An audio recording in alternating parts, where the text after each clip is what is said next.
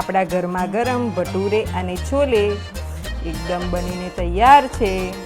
નમસ્તે મિત્રો, છોલે બનાવવા માટે પહેલાં મેં અડધી વાટકી છોલે રાત્રે પલાળી દીધા હતા ગરમ પાણીમાં। પછી તેને 5 વિસલ વગાડીને બાફી લીધા છે। રાઈસ અને છોલે આપણે બફાઈ ગયા છે। હવે આપણે તેનો વઘાર તૈયાર કરીશું। ગ્રેવી બનાવવા માટે 3 મીડિયમ સાઇઝના ટામેટા અને એક ડુંગળી લીધી છે। તેની આપણે ગ્રેવી બનાવી લઈશું। 2 ચમચી જેટલું તેલ નાખીશું। 1 ચમચી જેટલું જીરું,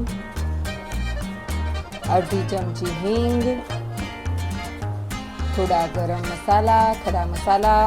પછી તેમાં આપણે ગ્રેવી બનાવી હતી ટામેટા ડુંગળીની એ એડ કરીશું। પછી તેમાં આપણે જે છોલે બાફીને રાખ્યા હતા એ એડ કરીશું। બેઝિક મસાલા કરીશું। તેમાં 1 ચમચી ભરીને મરચું, 1 ચમચી ભરીને ધાણા જીરું, 1/4 હળદર અને 1 ચમચી ભરીને મીઠું એડ કરીશું। લીલા મરચાં એડ કરી દઈશું અને પછી તેને મિક્સ કરી લઈશું। આપણે 5 થી 10 મિનિટ સુધી થવા દઈશું। હવે આપણી ગ્રેવી ઘટ થઈ ગઈ છે।